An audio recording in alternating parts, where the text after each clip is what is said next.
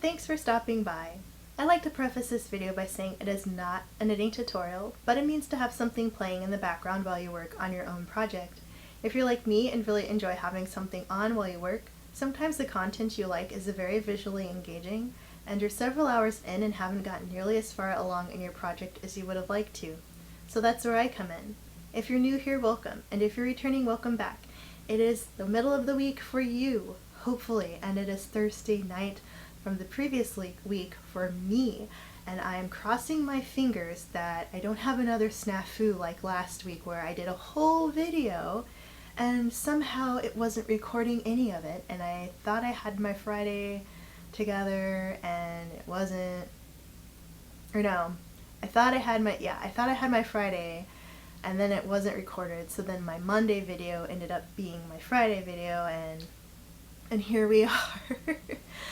A week later, and one of my feet are asleep and it's tingly and weird. I don't like that. But yes, since it's the last week of October, as you saw on Monday, I had this shirt on because it's the same night for me. It says Witchcrafts, and it's a really cute witch, and she is working at a crafting table, and she has a cute little kitty down here keeping her company, and I just absolutely love this shirt. I believe I wore it last year for Halloween as well. I definitely wore it on Halloween, but I don't know if I showed you guys, but I think I did. I want to say that I did, but it's like my new official Halloween shirt. As long as I don't gain any more weight, it should fit fine, as long as I don't spill anything on it or get it too tattery. I take very good care of like my favorite shirts.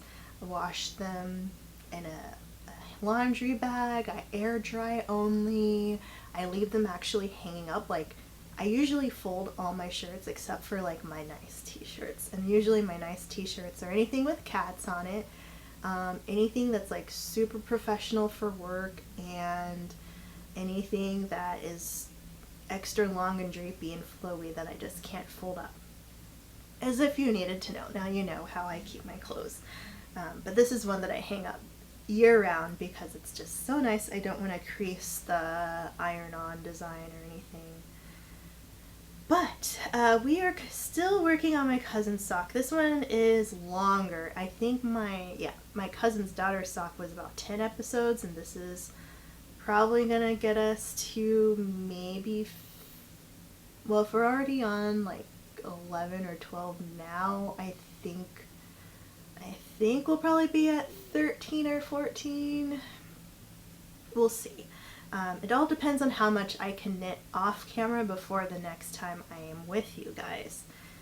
But we are working we're starting our decrease row now. We're working every other row decrease until we're back down to 64 stitches for the foot, and then we just knit around until we're about 7 inches. Oh, I only say 7 because then I have to find a high contrast between where I am at that point and how far I need to be to shape the toe, because the other sock is unfortunately not what I paid for.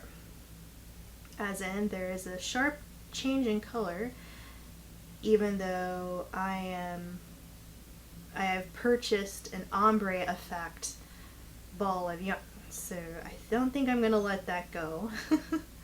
That's going to be my sore spot for knitting these socks, because everything else is going super well.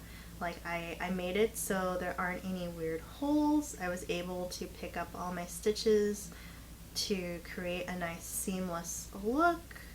But once I got toward that toe, and I'm like, why is there purple here all of a sudden?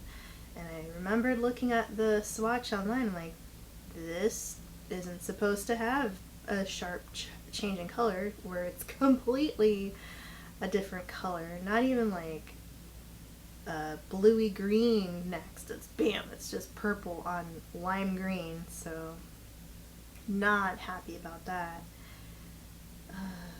Oh snap, I forgot to put in my earrings. I have these really cute candy corn earrings that I wear on Halloween as well, and I have a matching ring.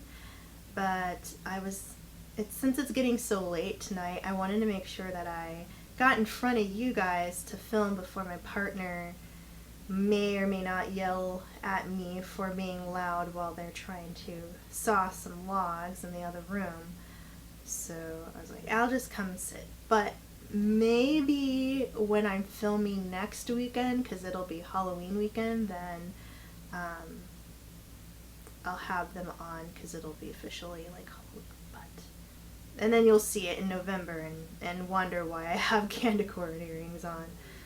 But I still have one more cool shirt to wear too, so I might just do that. Why not? Just keep it going one more weekend. But yeah, it's actually Thursday night, which is why I say next weekend filming, because I am filming for this week that you see this ahead of time, because I'm going to be busy the next couple days.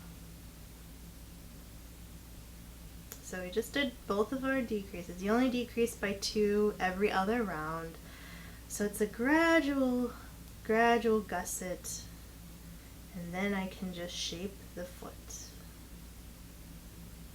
just knitting around and around and around. And so the pattern says to pick up 17 stitches along each side, and for this pair of socks I actually did 20, because I found that knitting every other row and doing the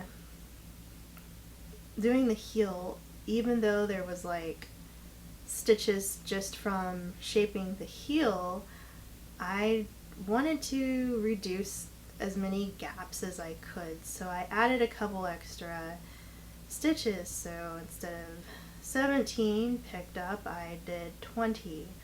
And it's funny because 20 I think is like the how many you need to pick up for the biggest size foot, but I took a look at it and I think it'll be okay. 3 more stitches isn't that bad, and 6 more rounds is about a little less than half an inch for me as far as length goes, so with my gauge and everything. But my cousin actually has a wide foot. Considering how small her foot is, it's wide, so I think we'll be okay. Plus, she's not like too careful with her laundry, so I'm pretty sure she'll wash these on hot or warm or whatever she does with like all her kids' socks and stuff. So I imagine that they'll shrink down a little bit if she gets crazy with it. I'm hoping she'll mind the care tag that I'll include with these, but you never know. Yeah, I wonder, I've been a little bit afraid to ask, like, how the other knit goods are holding up that I made for them last year, because I just have a feeling that either they're not wearing them or using them, or they may have washed them in the inappropriate setting and messed them up and just don't want to say anything. So I never hear them say how much they like them anymore, besides, when they got them. And I was like, oh, maybe not, but oh well. They're getting more knit goods again this year, till they tell me they don't want them, but I'm hoping they do.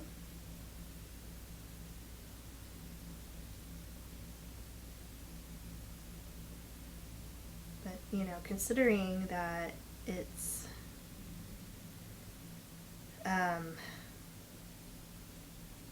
almost November, literally, and I haven't finished one family's pair of socks yet, I don't know.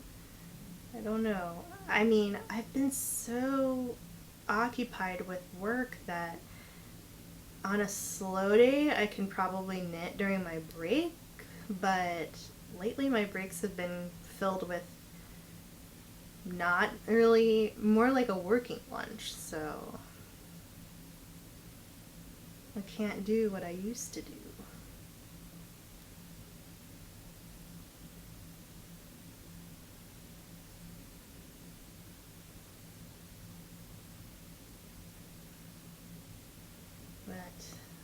Well, maybe one day.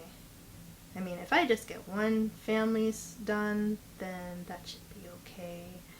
I mean, I literally just have one boy, my brother, my aunt and my uncle. That's it. I mean, for my immediate family. I could do my partner's mom and dad, which I know they would like that.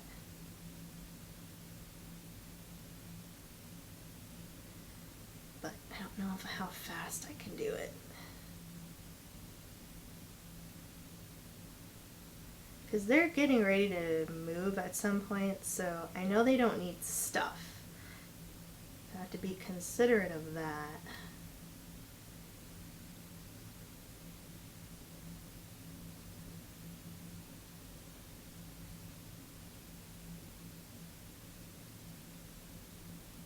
So maybe I'll do like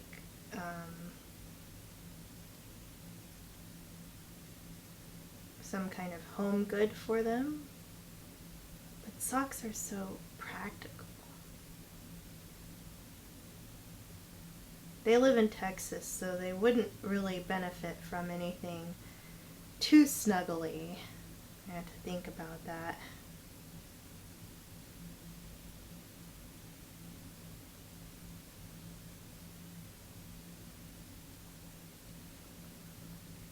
But maybe I'll just make them slipper socks. Those are pretty fast to knit. Okay, so we just did our round of regular knitting, so we get to do another decrease round.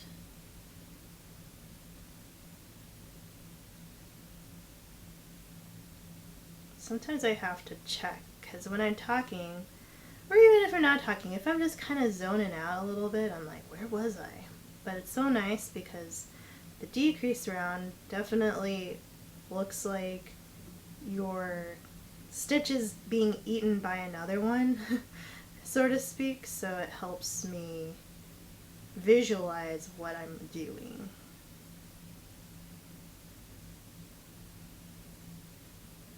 That's okay.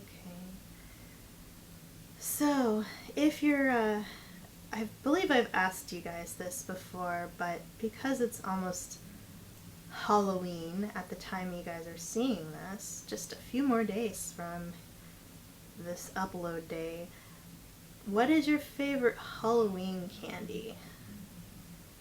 My supervisor actually asked our department this recently before a meeting. She likes to do like these icebreakers where she'll ask a very well, sometimes this is some question, I guess, just to kind of get people used to talking and stuff before we break into the nitty-gritty of the day. And she asked about our favorite candies, and or at least one that we really remember that we liked. And first I was like Twix, because I love Twix. It's been one of my favorite candies for a very long time. But then I remembered about that orange candy that I picked up at my aunt and uncle's neighborhood back when I was younger, and we went trick-or-treating in this family-owned a convenience store. It had full-size candy, but then they had this slice. It's like a orange soda. They had slice little candies, and they were a little smaller than Skittles, not really chewy, but they were so good, and it was just something so unusual that I hadn't seen before, so I was really impressed and really amazed by this one candy. But I do really like sour candy too. I love these Airhead like little sour bite thingies. It's like rainbow candy, but it's cut up in little pieces. That one's good. I love Nerds. I like Sour Patch Kids, but only in like certain spans of time. Because if you eat too many of them, that kind of gets makes your mouth hurt. I like peanut butter M&Ms. Oh man. Crispy M&Ms are really nice too. I remember when they first came out in like the late 90s, early 2000s, they were my favorite for so long.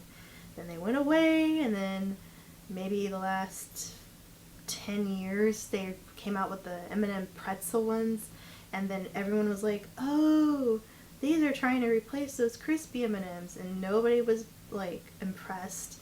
And then they finally brought back the crispy M&Ms, and it was like, I feel like the quality was better back in the 90s, early 2000s, because they were like a really nice round M&M, and now they're all kind of like like misshapen and weird, very oblong. And I mean, they still taste good, but the quality of the form of the M&M has changed. So yeah, that's something that I have noticed since they re-released them. But yeah, sour candy is good. Chocolate and caramel is good. Chocolate and peanut butter is good. Chocolate and hazelnut is pretty good. I like cherry cordials. I just really like candy. But it's so funny because I haven't been eating a lot of it lately, and every time I get a taste, like, I just think about all the candies that I really, really like. But I've actually been eating peanut butter filled pretzels from Costco. My partner and I bought Costco sized jar of them and slowly picking away at them. But they're so good.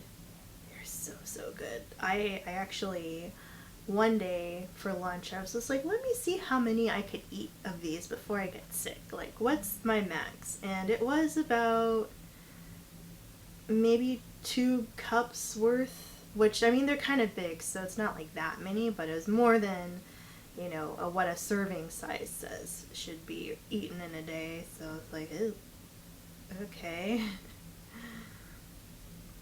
Not too many, but enough. But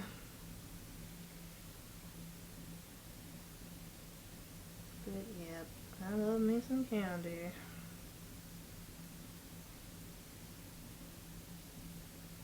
I also remember, it wasn't a Halloween candy, but one during the holidays I really liked was the orange it was a chocolate that was shaped like an orange, and you had to whack it to break it apart. I think they used to have like raspberry ones too, but I don't know if they have them anymore, but that was fun. My aunt got me one for Christmas one year, and I thought it was like the best thing ever. You could whack it, and then you can eat a slice or two a day, and it was just really cute and fun. I really like that. But yeah, it makes me think there's like so many candies that were around when I was younger, or foods in general that just don't exist anymore. And let me know if you're like that, where you get nostalgic about different things that you used to enjoy when you were younger. Maybe not even younger, just like maybe a couple years ago, and it doesn't exist anymore. I can say Dunkaroos, like the original Dunkaroos, I loved when I was a kid. And they're basically little graham crackers with icing. And so now, even though they don't have them like they used to, I will still, on occasion, buy a tub of ice cream, or not, a tub of vanilla icing and graham crackers, and we'll just spread a little bit of the frosting on my graham cracker and eat that and pretend that I'm having a Dunkaroo. There used to be these Cheez-It twists that were so good. Oh man, my friend, practically my best friend and I, would snack the heck out of those, because she came over once and my aunt had bought them, and she's like, these are so good. I'm like, I know, right? Like, they were really good. There used to be this cracker called Twigs. I think it was a Keebler. It might have been Keebler or Nabisco, but it was just a little cheddar stick about the length of my finger and about as thick as the space between, and it had little sesame specks in it. And at first I thought that somebody was calling them Twix, and I'm like, oh yes, I'd love some Twix. And then they gave me those, and I'm like, that's not what I thought. But then when I ate it, I was like, hey, these aren't bad. It wasn't like a very strong cheddar taste either, so they were just so nice. And I could go through a box of those easily in one sitting. There used to be this push-up, like Flintstones push-up, and they had maybe two different box variety flavors. They had one that had like orange and raspberry and maybe cherry or something like that. But then they had one with like the best flavor, which was lime. I loved a lime, but they also had blue raspberry and grape. Oh, they were so good. My mom, she wouldn't trust my brother and I with them because she thought we would choke on everything. She cut our bubble gum in half because she thought we would choke on it. She'd only give me like a little teeny tape of like the that tape that comes like a foot. It's not fruit by the foot. That's the fruit roll-up, but it was like a tape, and it looked like a tape measure, and it was just gum that, you know, lost its flavor after 2 bites. But she'd only give me like a little piece because she didn't want me to choke on that. And we weren't allowed to have push pop or ring pops because she thought we would choke, or push pops because she thought we would choke. But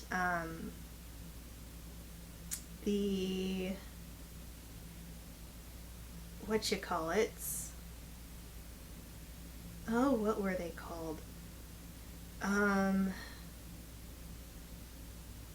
The push-ups, she would actually push it all the way out and then put it in a bowl, and then it was just sherbet ice cream, but then she'd put it in the bowl and then give it to my brother and I so that we wouldn't choke on the little plastic push-up part that came out of the cardboard carton.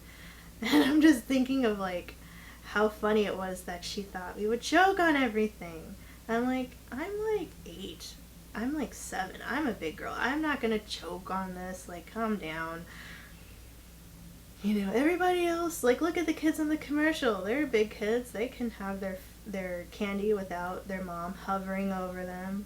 But, you know, it's one of those endearing things I remember about her. But yeah, those push-ups were good. They also had these ice creams that had little, like, sweet tarts in them. I don't know if they have any like that anymore, but they were all, like, movie character theme, like Pocahontas.